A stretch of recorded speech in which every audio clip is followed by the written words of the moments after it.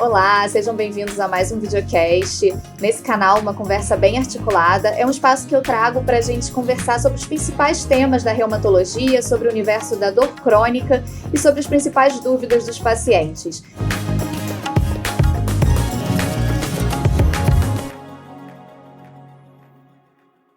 E hoje eu trouxe um convidado super especial, que é o Dr. Rafael Pessoa.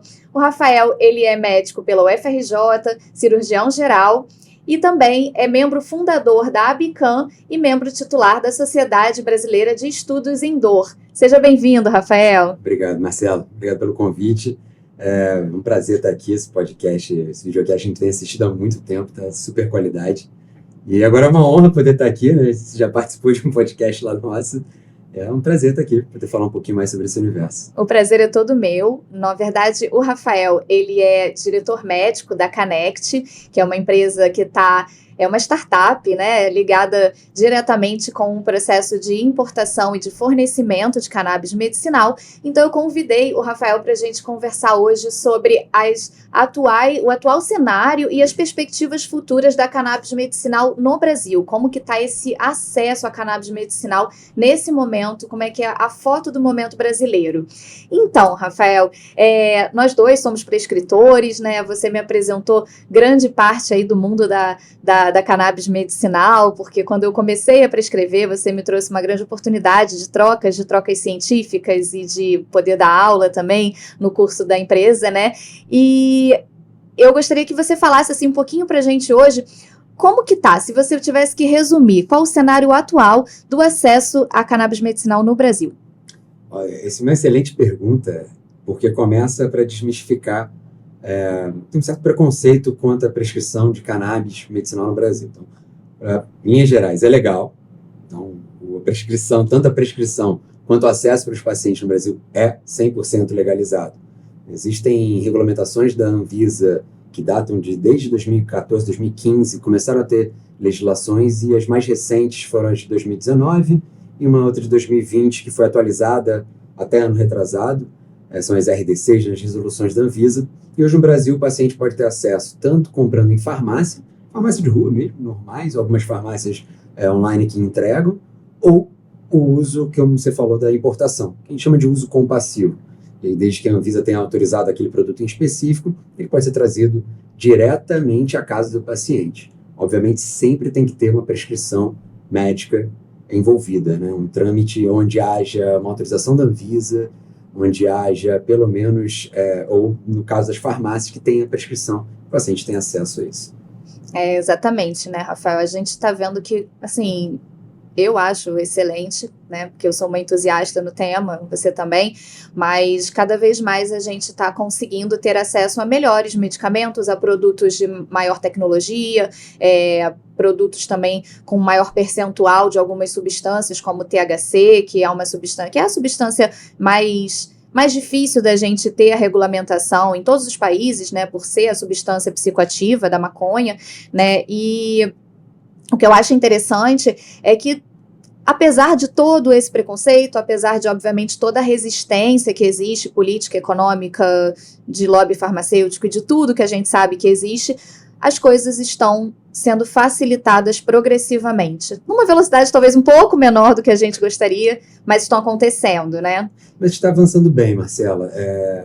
E como você falou, apesar dos pesares, apesar dos grandes bloqueios, a gente tem um avanço considerável na quantidade de pacientes que têm acesso e principalmente na quantidade de médicos, de cirurgiões dentistas que têm começado a procurar informações sobre isso, começado a fazer cursos, começado a ler mais artigos e, inclusive, começado a publicar mais.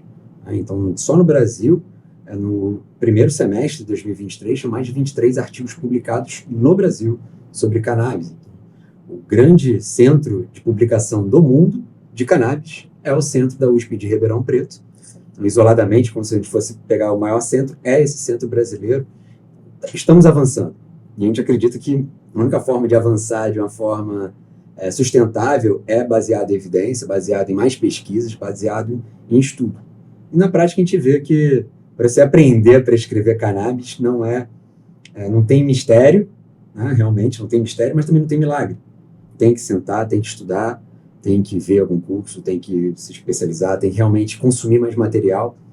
E do ponto de vista dos pacientes, existe uma desmistificação que já vem acontecendo através de notícias sendo veiculadas, e aquele efeito de um paciente começa a usar conta para o vizinho, conta para o familiar, algum familiar se surpreende com os potenciais terapêuticos bem relevantes dos derivados de cannabis, e começa a contar para os outros. Então, esse efeito de rede está aumentando exponencialmente no Brasil, e acredito que talvez até no ritmo ideal, porque tudo que às vezes cresce acelerado demais, a gente perde o controle, a gente às vezes pode acabar tendo alguma coisa que a gente se arrependesse. Putz, se a gente tivesse pensado nisso lá atrás, agora que já está grande não conseguimos regular. E o Brasil é referência no mundo na parte de regulamentação. Isso que é importante dizer. A gente não está atrás, na verdade a gente está em questão de regulamentação e acesso muito à frente de muitos países.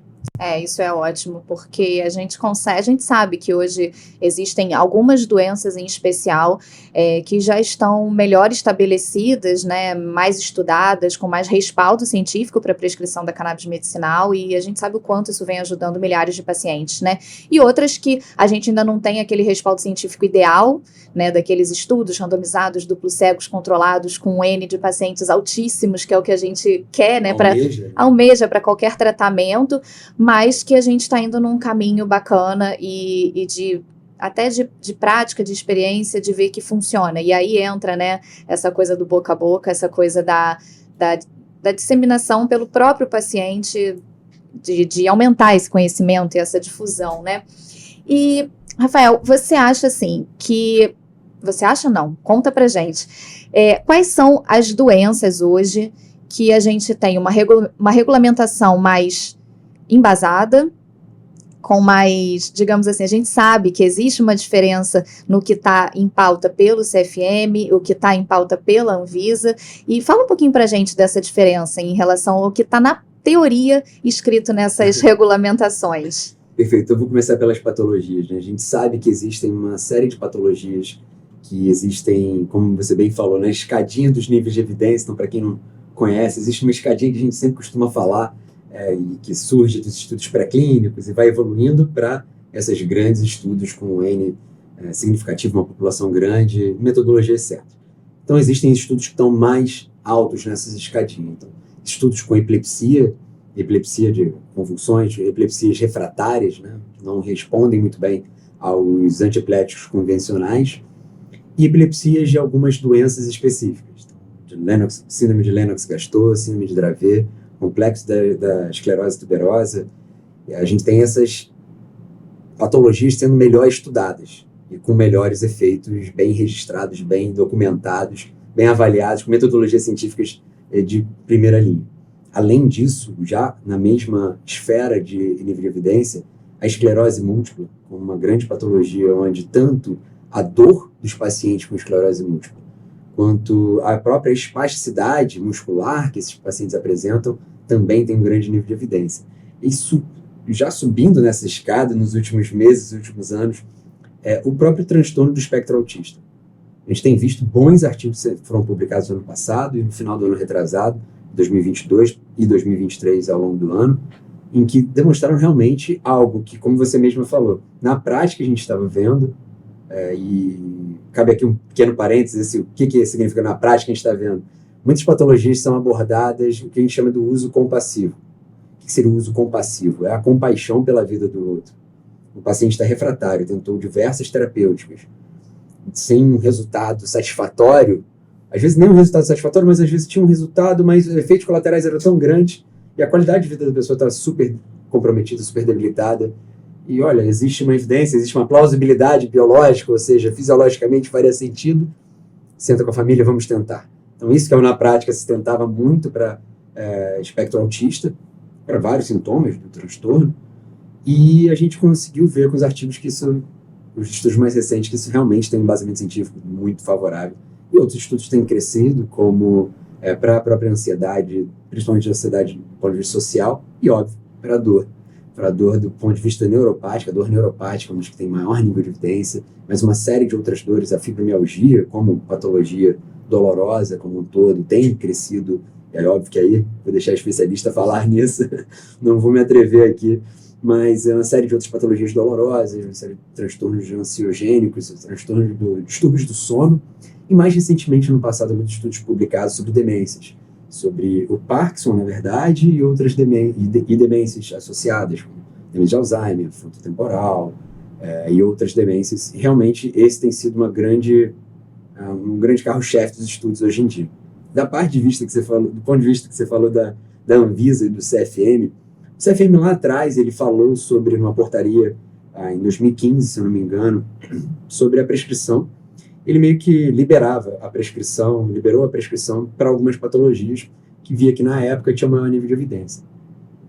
No final de 2022, em outubro de 2022, publicou outra portaria em que acabou limitando também um pouco a prescrição, mas rapidamente eles se retrataram, em acho que menos de 10 dias se retrataram. O apelo e a comoção foi muito grande.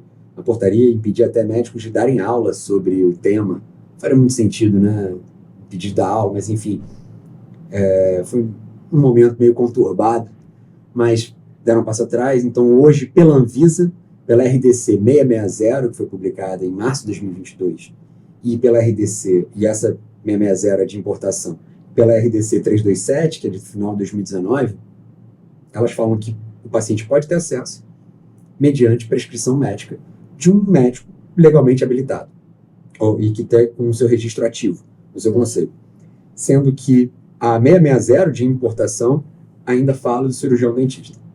Então, hoje no Brasil, para importação, médicos e dentistas podem prescrever receituário simples, aquele receituário nosso padrão de consultório, paciente mediante aquela prescrição, que tem algumas nuances, né? O médico precisa especificar, o profissional precisa especificar qual é a marca, a dose, a formulação, tudo que já no dia a dia a gente vê. O paciente pega aquela prescrição, submete no portal da Anvisa, e algumas empresas ajudam a fazer esse processo, e no portal da Anvisa vai dar uma autorização de importação para aquela pessoa. Então, o nome daquela pessoa, para o endereço daquela pessoa, e aí ela faz a importação, chega na casa da pessoa.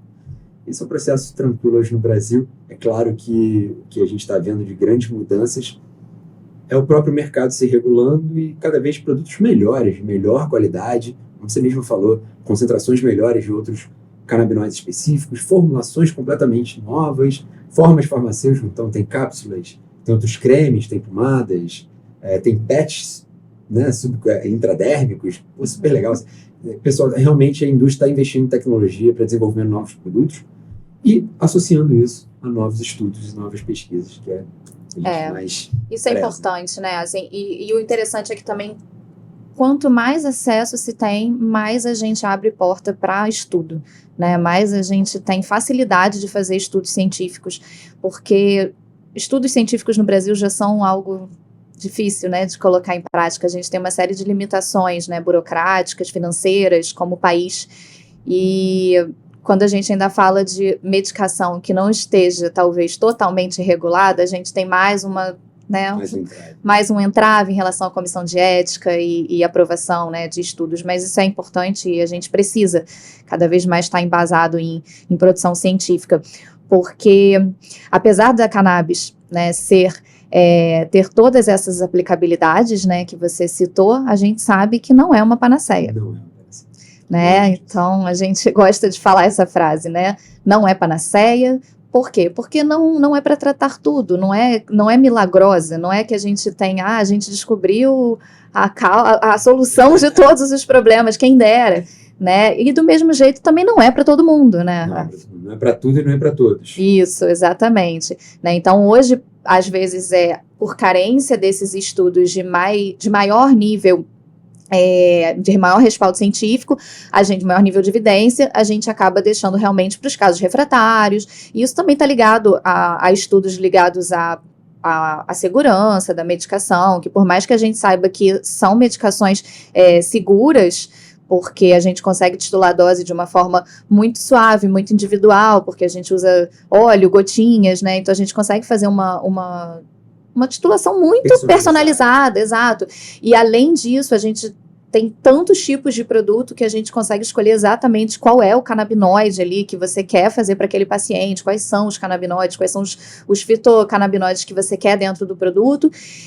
E você também consegue, além disso, escolher. Na verdade, eu acho que o grande mistério aí da prescrição, e também a dificuldade, talvez, dos médicos que estão começando a fazer a prescrição, é entender todas essas nuances da prescrição. Porque não é igual uma dipirona.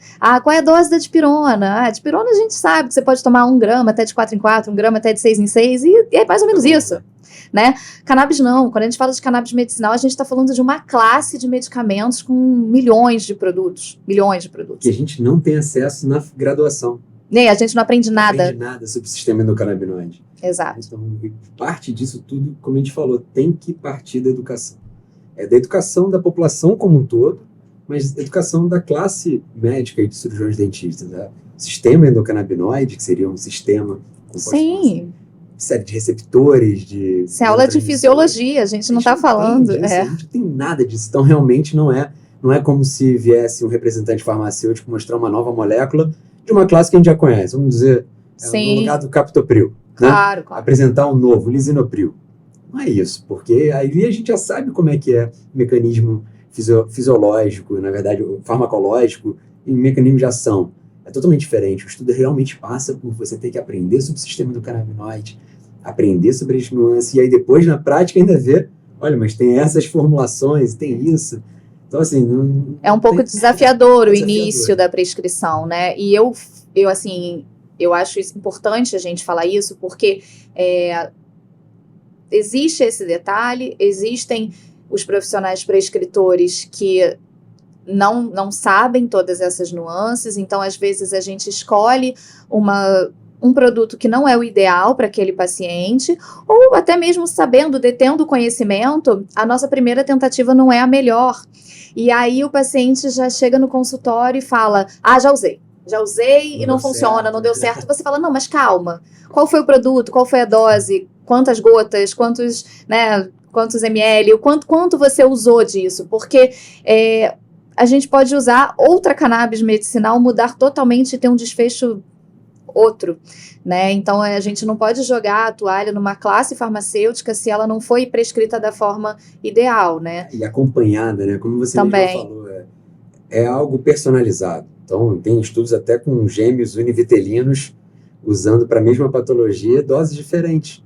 Porque a dose ou a formulação, ela vai muito da particularidade daquele indivíduo. Sim. O metabolismo hepático dela. Absorção do nível de patologia, né, da gravidade da patologia, no aumento de vida. Então, talvez você use para uma patologia aos seus 30 anos uma dose, se aquela patologia é crônica, você de fato precisa de um tratamento de longo prazo, às vezes com 45 anos, você já tem que mudar a medicação. Isso fala muito sobre... obriga o médico profissional a voltar para a base, né, para a nossa origem, que deve ser o cuidar. Você realmente ficar perto do seu paciente e tratar cada paciente com um ser individual único, com suas particularidades, e ir acompanhando, né? Ficar esperto, ficar junto do paciente. Isso é a base para você tratar o cannabis, porque essa é a base da medicina, essa é a base do cuidado, tudo deveria ser assim. E eu acho que é um movimento que cada vez mais o indivíduo busca, né? O paciente busca esse tipo de cuidado. Mas infelizmente a gente não encontra com tanta facilidade um mercado pronto para isso, para poder oferecer esse tipo de serviço, porque dá trabalho, né? Dá trabalho, gasta-se mais energia do profissional, mais tempo, mais dedicação, mas é fundamental no resultado final, principalmente quando a gente está falando de patologias complexas, refratárias, ou quando a gente está falando do universo de dor, que a gente sabe que é tão complexo, né? Que vai desde a questão ali orgânica até a questão emocional e padrão de sono e, enfim, aspectos sociais, laborativos. Então, nada complexo se trata de forma simples, né, Rafael? Isso é importantíssimo. E é o que a gente sempre fala também, além de não ser uma panaceia terapêutica não tratar tudo, não necessariamente é para ser tratado uma patologia inteira complexa com um medicamento só. Então, ele é uma grande ferramenta a ser adicionado no arsenal terapêutico de diversas especialidades. Ele pode ser adjuvante adjuvante é terapêutico. Você pode estar usando ele acaba, muitas vezes a gente vê na prática, ele é uma droga até desprescritora, que a gente chama. Sim. De você reduzir doses de outros medicamentos que às vezes dão efeitos colaterais um pouco mais relevantes e até remover algumas outras substâncias. Mas não necessariamente o alvo deveria ser só ficar com ele ajuda em outros medicamentos. Isso, na verdade, até aumenta. Tem alguns colegas que discutem, não, mas tem que brigar para ser monoterapia, né? Monoterapia, usar um medicamento só. Não, na verdade, ele está sendo usado em várias outras terapias juntas. Ele acaba modulando o sistema endocannabinoide de uma outra forma. E a gente também não deve esquecer de todas as outras formas de modular o sistema endocannabinoide. Através do exercício físico, através da alimentação, de hábitos de meditação, então, uma série de outras. Então, uma aventura aí, uma jornada gigante para a gente aprender. É verdade. E eu acho que, assim, muito também do preconceito que existe passa pela desinformação, né? Então, às vezes, a gente conversa com o paciente sobre a possibilidade de fazer aquele tratamento, mas o paciente tem um outro médico, um outro especialista, com quem ele também acompanha, e a gente precisa do aval desse outro especialista, porque o indivíduo é um só, né? E, às vezes, a resposta vem de uma forma torta, né? Ah, não, eu não concordo. Mas por quê? Né? Porque, às vezes, esse não concordo é justamente porque, eu não conheço, eu não estudei. E isso acontece porque, em medicina, tudo que tem só 20, 30 anos é algo muito novo. Muito novo. Né? Então, o sistema endocannabinoide, o nosso conhecimento sobre o sistema endocannabinoide é muito recente. É um bebê de fralda. Né? Então, a gente está aprendendo. Né? E isso... Apesar do uso ser milenar, inclusive, exato, de milhares de anos, sob a ótica da medicina moderna, ela tem sido com mais ênfase estudada realmente nas últimas décadas. Né? O primeiro grande estudo clínico foi, até pelo brasileiro Elisaldo Carlini, da Unifesp, foi feito na década de 80.